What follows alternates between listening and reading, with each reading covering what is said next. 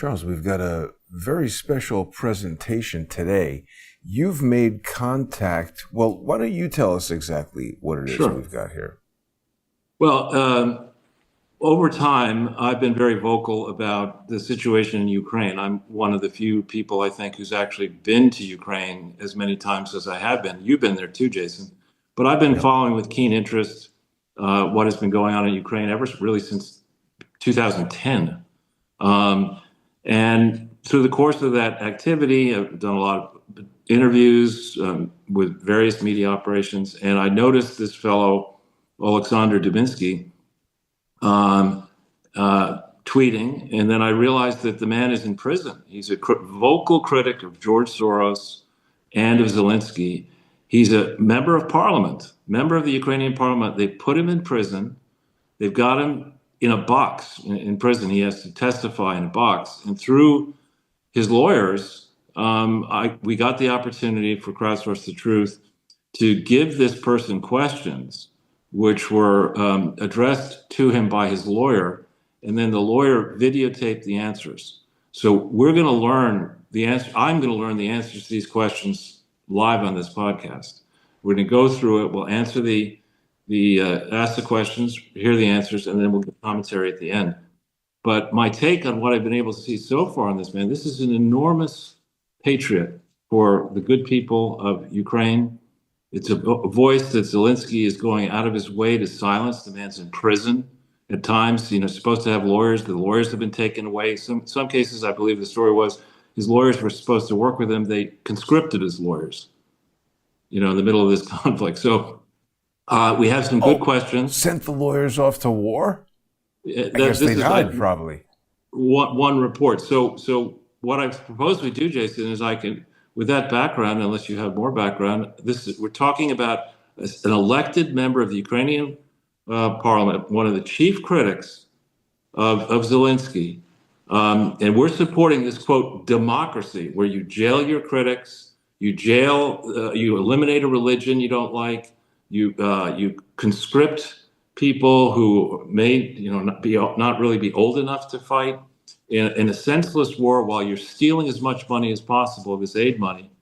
We're supporting Zelenskyy, have been supporting him, and we still don't know the truth about the Zelenskyy, but now you're going to hear from one of his harshest supporters who, for his criticism, is in jail.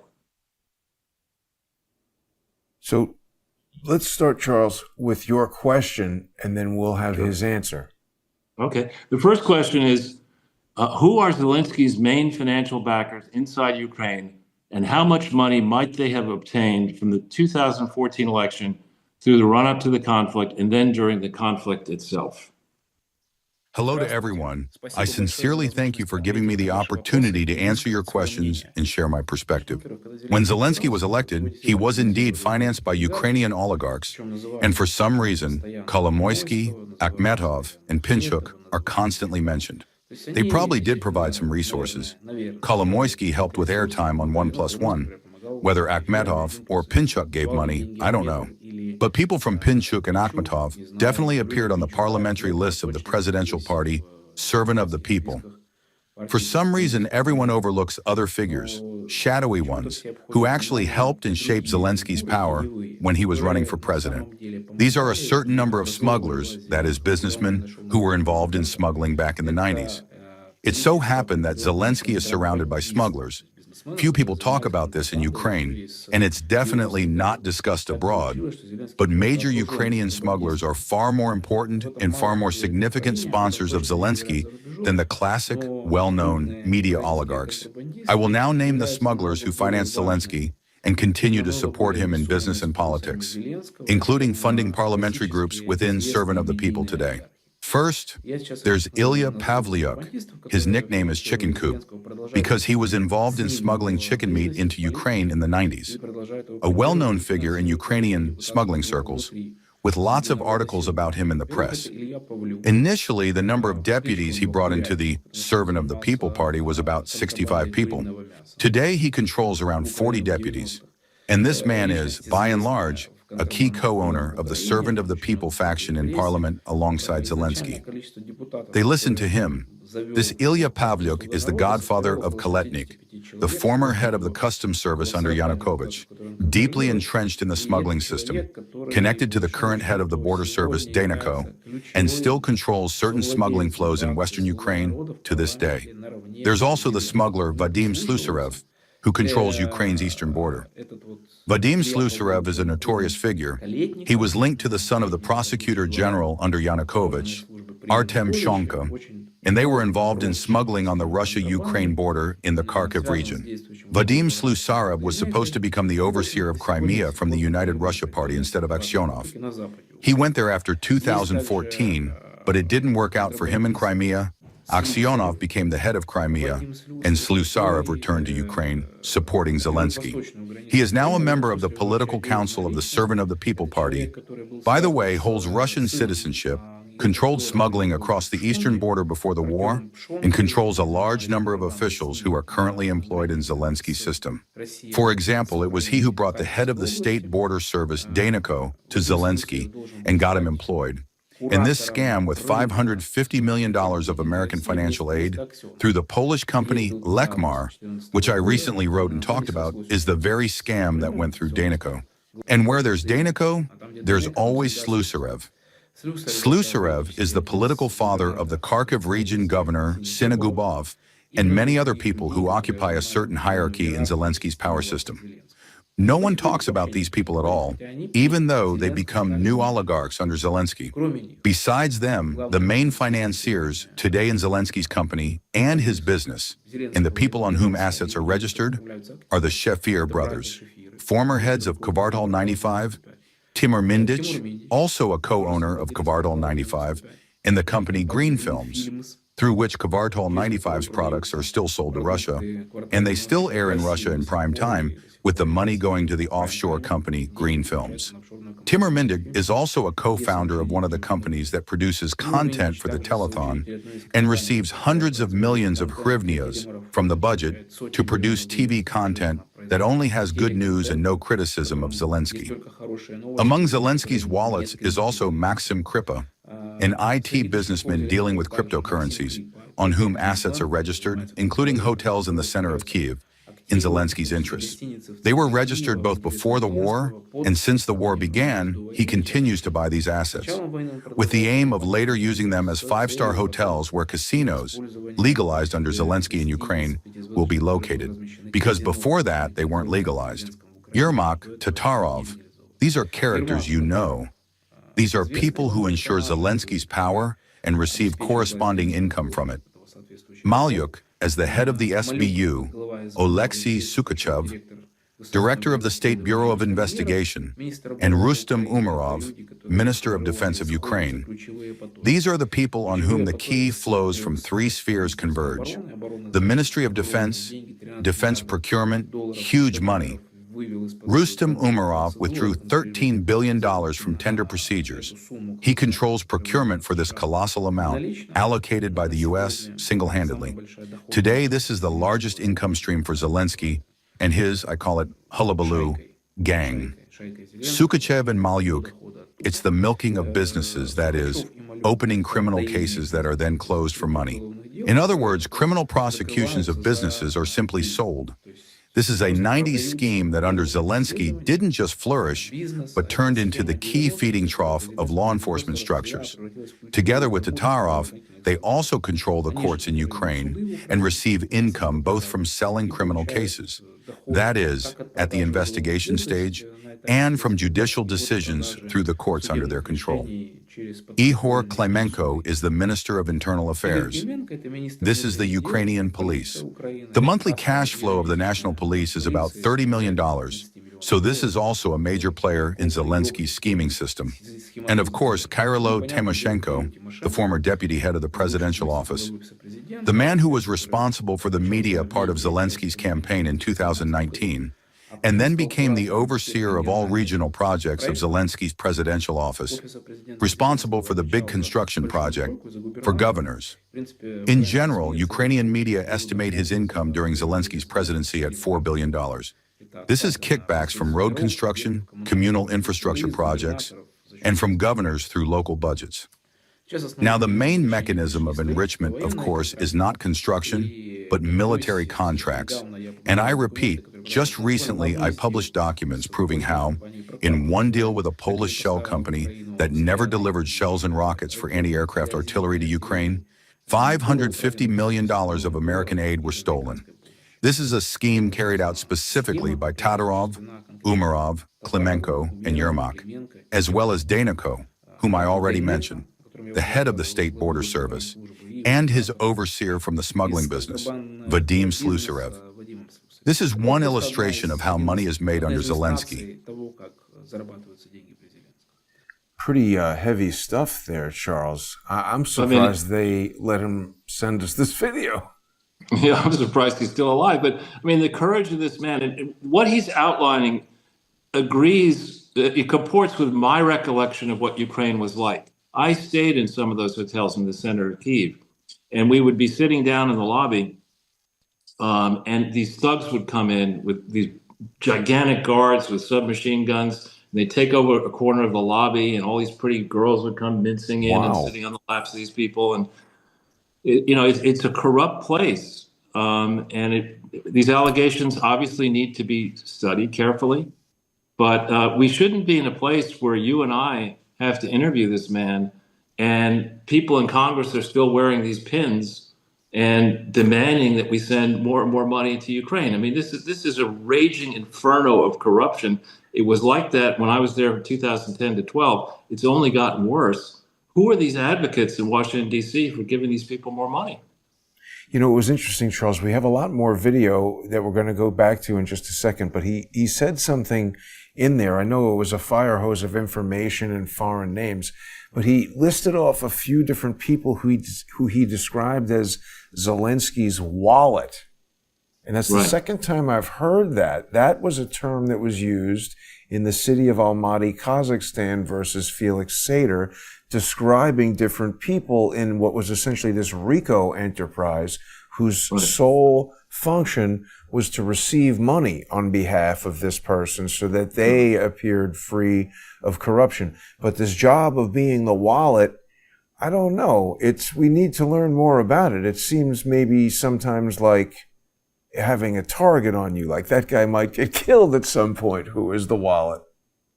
Well, so the way I understand the wallet is you're the president of the country. You can't appear on a share register as owning 10% of a company. So you say, all right, Goodman, we're gonna make you a billionaire. You're gonna say you own this stuff, and it's really in Zelensky's name. I heard about that firsthand from Imelda Marcos in Manila. The day she got out of prison, I happened to meet her with some powerful friends, and she was telling me about this. That's how they roll. Yeah. Under Ferdinand. No, I have no doubt. So let's go to your next question. Okay. One second. Of course, my computer's same question, but let's think about foreign backers of these. The Americans, the biggest financial back. Are the Americans the biggest financial backers, or the British the biggest? If not either, who is the biggest foreign backer of Zelenskyy? Undoubtedly, the main sponsor is the United States. Various estimates speak of $200 to $350 billion in aid that was directed to support Ukraine's economy and armed forces. These funds need to be divided into three parts. The first is the purchase of weapons that are transferred to Ukraine, or the procurement of weapons that replace those handed over to Ukraine. For example, Poland transferred tanks to Ukraine, and the American budget bought new tanks for the Polish army. The second part of the financial aid from the U.S. to Ukraine is contracts for the American military-industrial complex. Long-term contracts that later allow for the supply of weapons to Ukraine. And the third is social support. Recently, in an interview, Tucker Carlson mentioned that the U.S. pays salaries to Ukrainian officials, which is absolutely fair. It's indeed true. Besides salaries, pensions are also paid from the American financial budget, as well as money to the SBU structures, the police, and the Ministry of Defense structures. In other words, hundreds of millions of dollars are being stolen, while Americans continue to pay salaries to Ukrainian officials. I'll draw attention to an interesting fact. Near the U.S. Embassy in Ukraine, in Kyiv, several protests have already taken place.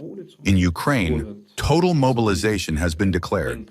Men are afraid to go outside, They're being caught by military enlistment office employees and sent straight to the front, because joining the army in Ukraine is equivalent to receiving a life sentence. Demobilization from the army is impossible. You get in there, and there's no way back, and if you refuse the army, you can get 3 to 5 years in prison. Even this choice isn't given to Ukrainian citizens. They're caught on the streets and sent to the army without alternatives, essentially for a life sentence until the war ends. And since Zelenskyy wants to fight forever, it's effectively a life sentence for crimes they didn't commit. So in conditions of fear of forced mobilization, no one in Ukraine goes outside, let alone holds protests just for the sake of it. Any protest near the American embassy that isn't controlled and coordinated by the SBU would immediately end with forced mobilization and those people being sent to the front. Unless, of course, the protest is organized by the SBU itself. So, American taxpayers are paying salaries to SBU officers, and these SBU officers, with that money, are organizing protest rallies against Trump's policies in front of the American embassy. Just think about that fact. Pretty wild stuff, Charles, but that's the same thing essentially that we're seeing here in the United States. Yeah, and it's just, I mean, I don't know how much time you spent with State Department people. I've spent some time with people like that. And they have this view. It's kind of like the old multinational days in IBM, where in a big multinational, you knew you're going to be in one spot for 2 years, and then you're going to go to a different spot 2 years later, and 2 years later, you're going to spend a 30-year, 40-year career doing that, going around to different places, bumping up the chain. You're going to be there. Presidents will come and go, but you're going to direct the foreign policy of the United States. The arrogance of these people in the corrupt foreign policy establishment knows no bounds. When you look at the history of our foreign entanglements, it's just corpse after corpse after corpse.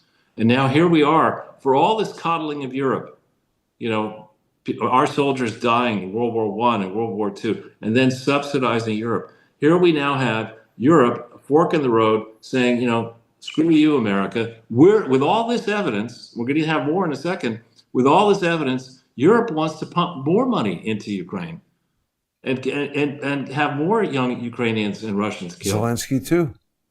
Yeah. It's terrible. Horrible. So shall I read Question the third 3, one? yeah. Sure. Much has been made of the Biden family's financial ties to Ukraine. What is your sense of the magnitude of their potential financial gains from supporting Zelenskyy and his Ukrainian financial supporters? This is a very deep, complex question. In one of the SBU documents, Hunter Biden was named a co-owner of the Burisma company of Ukrainian oligarch Mykola Zlochevsky in 2016. This is one of the largest private gas production companies in Ukraine. Zlochevsky is a former minister of ecology and natural resources in Yanukovych's government. And in that government, he obtained licenses using his authority, getting them for pennies, which he then used for his private company to extract gas, oil, and gas condensate. Accordingly, these licenses were later used to generate super profits. And to generate super profits, more licenses were needed. When the Revolution of Dignity happened, a very simple episode occurred. By all rights, all of Burisma's licenses should have been taken away, and for that, the company needed to be legally torn apart. To prevent this from happening, Zlochevsky, realizing that he had built all his licenses and his multi-billion-dollar gas production business using state resources without paying money into the Ukrainian budget, hired Hunter Biden to the supervisory board of his company, Burisma, paying him $1 million a year, essentially with money stolen from the Ukrainian budget. This money passed through the accounts of several offshore companies. I spoke about this at a press conference in 2019 when I exposed Burisma's corruption, and I think this is just the tip of the iceberg, the most visible part. But what's not visible? For example, Amos Hochstein, a person from Biden's team, was somehow appointed to the supervisory board of Ukraine's national monopoly, Naftogaz, which controls both the extraction of gas and oil, the production of gas condensate, and the sale of gas to Ukraine's population and industrial consumers. So Amos Hochstein, while on Naftogaz's supervisory board, helped the head, Naftogaz director Kobylev, raise tariffs, facilitated tariff increases, despite the fact that the cost of gas extraction in Ukraine is quite low. It was sold at European prices, at market prices, to its own population so that it was possible to collect a huge amount of money from the population and thus increase Naftogaz's budget, then extract that money through certain schemes into private companies and earn about $1.5 billion during Amos Hochstein's time on Naftogaz's supervisory board. And there are actually a lot of such schemes. They're all described in the Ukrainian press, but no one pays attention to them. We should also note that for Biden, corruption in Ukraine became a problem because when he got involved in it in 2014 to 2016, it threatened his election as U.S. president in 2020. After he was elected president, the Burisma issue didn't go away, and neither did the issue of Hunter Biden's employment at Burisma. Today, we know that Hunter Biden admitted his guilt in receiving income from Burisma. We know he admitted to not paying taxes on that income in the U.S. Essentially, he admitted to receiving illegal money from Zelenskyy on Ukrainian territory for political protection. This is just one episode. After that, actions began that were regulated and fully coordinated with Zelenskyy, carried out by his team to discredit everyone who spoke about Biden's corruption in Ukraine. My case was a demonstrative one. After my 2019 press conference about corruption in Burisma in 2021, a few days before Joe Biden's inauguration, so that it wouldn't fall on him as a conflict of interest, that sanctions would effectively be imposed on me for discrediting Joe Biden and informing the public about his corruption in Ukraine. Sanctions were imposed on me. Then on the orders of the acting U.S. ambassador to Ukraine, Kristina Kvian, I'm ready to confirm this information under oath. The head of the Servant of the People faction in the Ukrainian parliament, David Arakhamia, showed me this on his phone. Correspondence with the U.S. ambassador who demanded my expulsion from the faction to send a signal to the new American administration about the loyalty of the Ukrainian leadership. Actions began that were meant to purge all politicians and journalists who spoke about the corruption of the Biden family. And the sanctions against Ukrainian politicians were initiated by NGOs, his is very important, linked to USAID and Soros, because USAID and Soros here were responsible for ensuring Biden's political invulnerability, suppressing the Burisma topic, and presenting any investigation into Hunter Biden's corruption and Joe Biden's influence peddling as the fruit of a poison tree. That is, the fruit of Russian disinformation. Wow. Rings true, Charles. It really does. I mean, I obviously don't understand Ukrainian. I'd love to hear him speak in Ukrainian, but the English version of his answers are superb. I mean, this guy is, can you think of a single American politician who in jail for expressing criticism of a president could put this type of extemporaneous answer? None of this is edited, right? This is just what... Yeah. He just sent us this, and we're just playing it on the fly here. Right. It's just impressive. Now, question 4, I think he didn't answer, so I can read it. He says he says he answers it later, so I'll read question 4, but then I think we'll go to question 5. Yeah. Right? So question 4, are other American politicians in either party gaining from their support of Zelenskyy? If so, who and how much? Apparently he didn't answer that question specifically. So 5, what roles do nonprofit organizations, real and fake, play in the political process in Ukraine? For example, George Soros and, quote, organizations funded by USAID are discussed critically in the U.S. media. Are there other nonprofits meddling in the Ukraine? If so, which are the worst offenders? What Musk revealed in his investigation about USAID and Michael Benz in his investigation about USAID, about the $35 billion that were spent in Ukraine over the past few years, these very investments were, in essence, dozens of times higher than what even the largest Ukrainian oligarchs invested in their media resources. The budget of a national TV channel with an audience of 15% of all viewers in the country, I'm speaking as someone who worked for 10 years as a host on one of Ukraine's central TV channels, was in the fattest, richest years, a maximum of $1 billion the budget.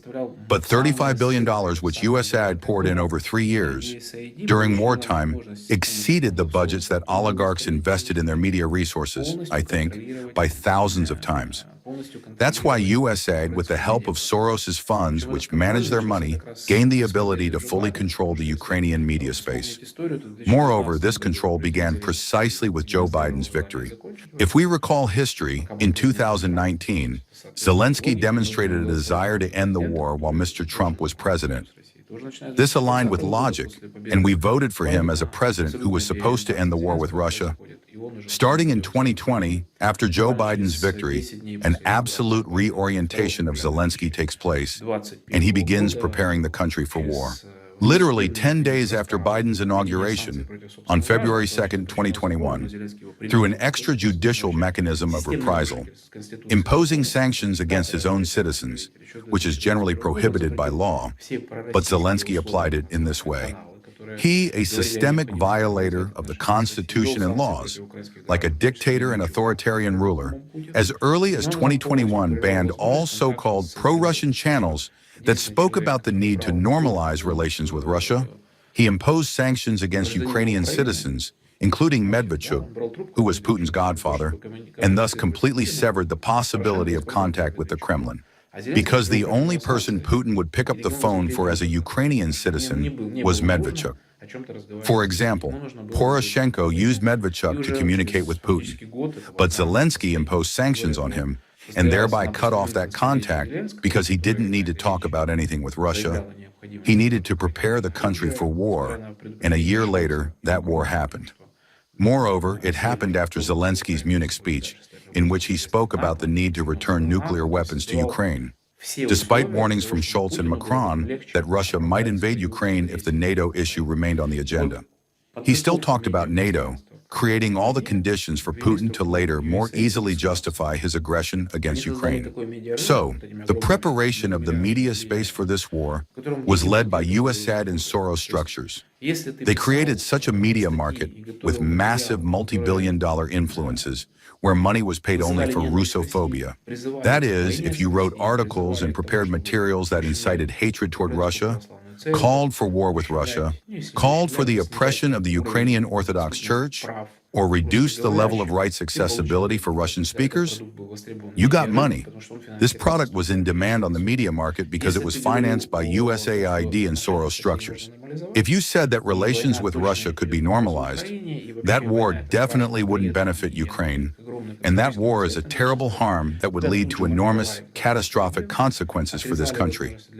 You were immediately labeled as a Russian agent, cut off from opportunities to appear on the most popular shows, denied access to media resources, and all conditions were created so that your voice wouldn't be heard. For me, as someone who spoke about the need to normalize relations with Russia and said that starting a war with Russia was definitely not the way to go, after American sanctions were imposed on me, my YouTube channel was shut down and my Facebook was blocked. At that time, my YouTube channel had about 350,000 subscribers, and my Facebook had over 1 million. That's how any voices that could potentially foster anti-war sentiments, or at least warn that going to war with Russia and escalating this conflict was very dangerous, were silenced. Sounds familiar, doesn't it, Charles? It does sound familiar, and it's disgusting. It's disgusting that these type of decisions would have been made. I mean, that level of expenditure, if it's true, $35 billion, that's a lot of money. Who was deciding that we ought to ship $35 billion to manipulate public opinion, to speed the refugee streams out of Ukraine and the remaining population, the male population, into the meat grinder that the war became? And who was making these decisions? And who is continuing to support this madness? These are people who are psychopaths. They're dangerous. Yeah. Joe Biden, it sounds like. Yeah. All right. Well, should I jump to number 6? Yeah. Much has been made of supposed Russian collusion in U.S. presidential elections, 2016, 2020, and 2024. But how much of Ukrainian elements, sorry, my computer, come on. How much of Ukrainian elements meddled in these same elections and in the impeachment dramas of Trump? Who are the worst offenders, and were Ukraine elements involved in hijacking the January 6, 2021 protests to make Trump supporters look bad? Ukrainian interference in U.S. elections happened 3 times. The first time was in 2016. President Poroshenko, together with oligarch Pinchuk, and Pinchuk is what we call a providnik in Ukrainian, meaning a key implementer of Soros's projects in Ukraine, the owner of the publication Ukrainian Pravda, President Poroshenko, Pinchuk, the editor-in-chief of Ukrainian Pravda Sevil Musayeva, and a member of parliament from Petro Poroshenko's bloc in the parliament, Serhiy Leshchenko, as well as the director of the National Anti-Corruption Bureau, which was created with U.S. money, Artem Sitnik, legalized in Ukraine the so-called Black Ledger of the Party of Regions, which allegedly contained signatures of Paul Manafort, the chief political strategist of Trump's election campaign, stating that he received millions of dollars in Ukraine. Essentially, a press conference presenting this paper was held by Leshchenko and Sevil Musayeva.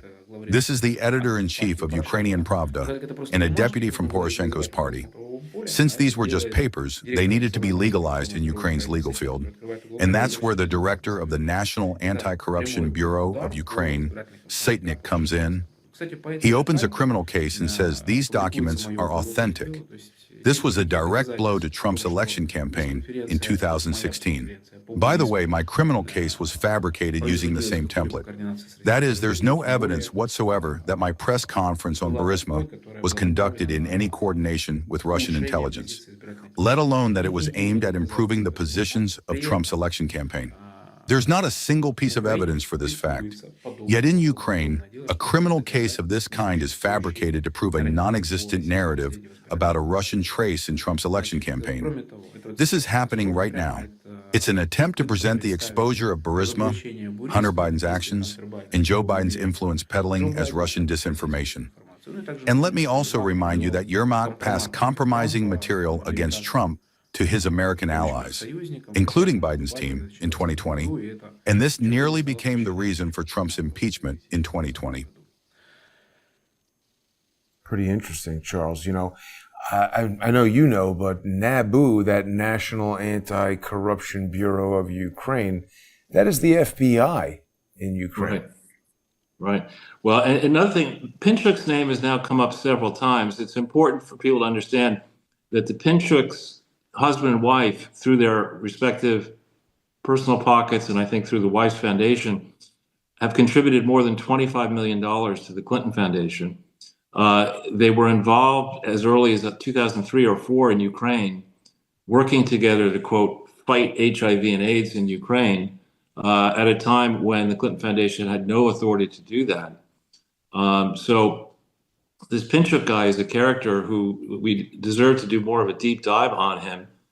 Did he make all this money himself? Is he a wallet? Or has he legitimately made the billions that people claim he has? What is the nature of the relationship between the Pinchuk family and the Clinton family and maybe the Biden family? I believe Pinchuk has also donated to Trump. So who is this guy? What's going on here? And why, in the twilight years of my life, why am I spending so much time caring about Ukraine? I mean, why is Ukraine in the United States national interest? It isn't. But to hear this person, I guess he was a television host, so that explains why he's so good on his feet. I mean, this is mesmerizing stuff. Yeah.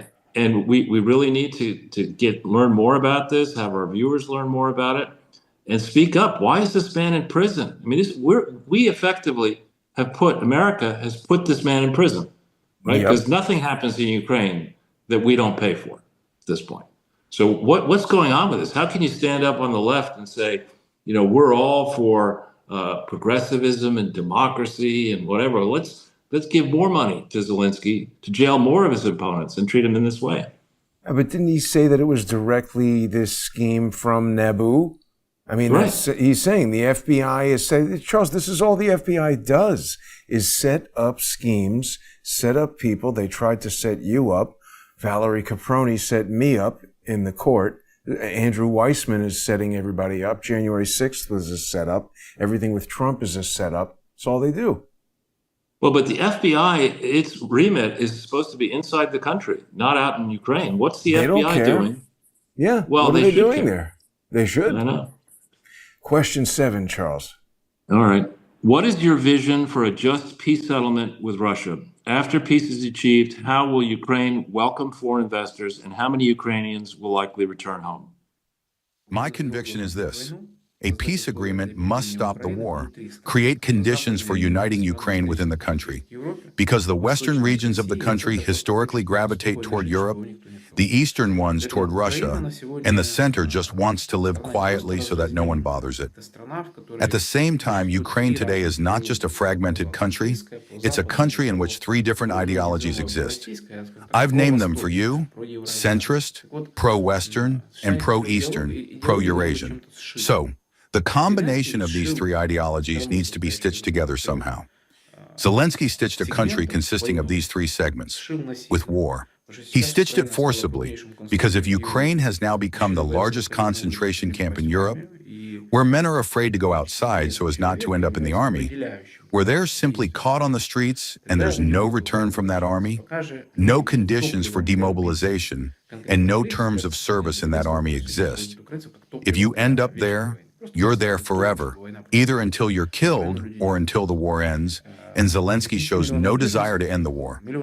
For refugees to return to Ukraine, a new way, a new foundation for uniting Ukraine, which consists of pro-Western, pro-Eastern, and centrist Ukraine, needs to be created. And what should this national idea be? Probably the idea of building a new country with a new constitution in which there won't be all the lawlessness and corruption that I described to you when I told you how things are set up under Zelenskyy. As soon as citizens realize that their rights are protected, that the person is the center of the state's interests, and that the interests of the person determine the state's actions, then people will start returning to Ukraine. But as long as people are fuel for the ambitions of specific individuals, in particular President Zelenskyy, who today uses Ukrainians as fuel for an eternal war, just throwing them into the furnace to keep the war going, people won't return to Ukraine. I'm grateful to you for the invitation. I was glad to talk with you, and thank you for the opportunity to convey my perspective on what's happening in Ukraine. Charles, that was really something. Great for us to be able to conduct an interview with somebody in another country in a jail. Well done. Well, you did a lot of work on this too, Jason, and I think the thing that's interesting here is that, and sad to say, is that had there been a different election result, we might be the ones in that box, and we might not have had a chance to answer questions from anybody. So I found his, I didn't give him, I suppose I just gave him the questions so he had some advance notice of what they were. But that's all I did. I provided the questions, he provided the answers, and now we've done some color commentary. So it'd be good to get this out. And I thank you, Jason, for staying up so late to do this. No problem. Very good. Well, Charles, that was an excellent special. I'm going to put this out Saturday night, and it's the Saturday night special. He's an incredibly impressive guy. I think you're right. Him being on television, it makes sense. He obviously knows people who know how to do production, and I think they used AI to do the translation. It worked very well. It was fascinating, riveting. Yeah. Well, thanks, everybody. Thanks for watching. Don't forget you can sponsor Crowdsource the Truth by going to odyssey.com/@crowdsourcethetruth, crowdsourcethetruth.substack.com, or subscribestar.com, or patreon.com/crowdsourcethetruth. You know what, Charles? Yeah, I might just put it out right now. Anyway, everybody's going to see it. Thanks for watching, everybody. Have a great night.